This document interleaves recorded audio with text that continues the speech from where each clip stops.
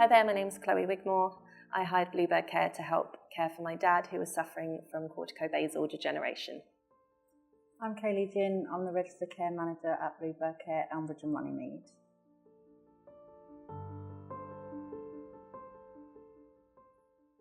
So we got in contact with you originally because my friend recommended you and Bluebird because you were taking care of her granddad.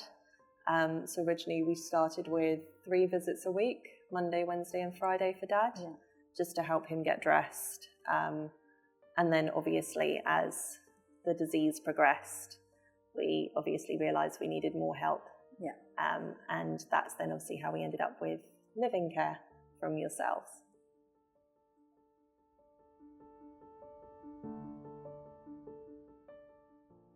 He was, I think, for Dad, he was fiercely independent.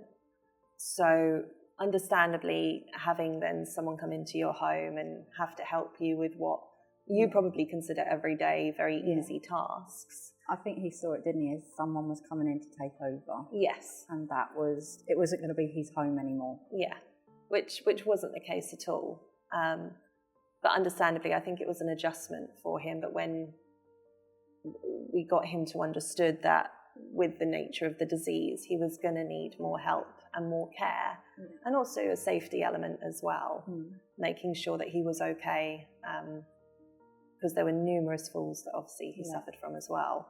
He relaxed into it, and then obviously the carers and you guys were absolutely lovely to him. So well, I know he always said he didn't want a care home, so he had to have either live-in or it was going to be a care home, wasn't it? So he had not much of a choice, bless him. No. It was like if he wanted to stay at home, he was going to have to have this full-time care. But he became part of the Bluebird family very quickly. Yeah.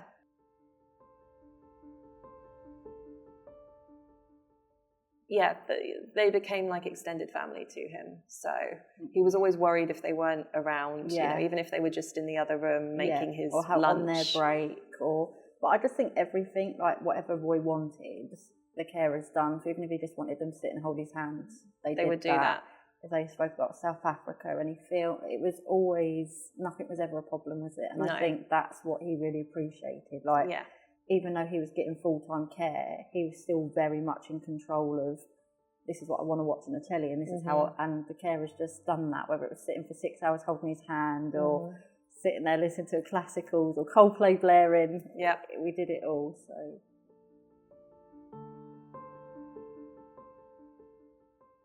I didn't expect at all to end up having the kind of relationship with a care company the way that I've had with Bluebird. Literally. And I'm sure they didn't expect me either. Being able to send emails at 3 a.m. in the morning when I couldn't sleep, when I was desperately trying to figure stuff out and what to do, knowing that I had people in my corner, because there were a lot of people who were not in my corner, and you know that, but from local funding bodies to medical practitioners to social workers, there was times where it's like, just let go of things and let us do it. So like we would go to the pharmacy. No, because you were very much, right, I'm coming this day, I'll get the medication. And it's like, but we can do that. We're 10 minutes away. Stop stressing. You don't need to drive to London to get his meds. We'll do it now. And I think with over time, you realise, actually, I can now be my dad's daughter more than his carer, because the trust was built and you did let us go and do these things, and I think because of the relationship, we were sending you pictures and everything of what we were doing all the time, like little FaceTime to you, he's fine, Flo, and we're doing it. Was, I think you kind of got a tiny little bit of life back then, but you were still very behind your dad the whole time, which was fantastic.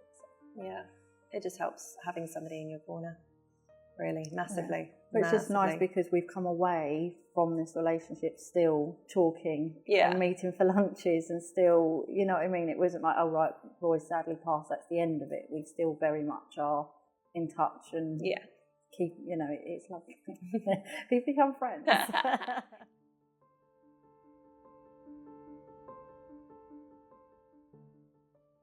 Yeah, it just meant that it was a little bit easier. I didn't feel like I was having to parent my parent, which I think at any age is difficult, but I think if you're a young carer, having to take care of someone on such a physical and emotional level, as well as obviously a legal level, it's really tiring and it's really, really hard.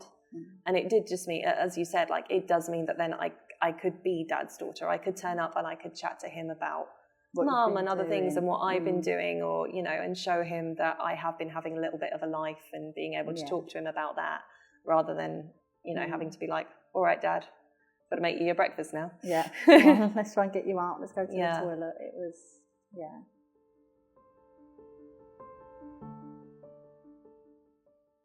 Yes. No, I definitely would. I wouldn't have remained with them as long as we did, and I wouldn't have trusted them. I wouldn't have trusted Dad with anyone else. So I really appreciate.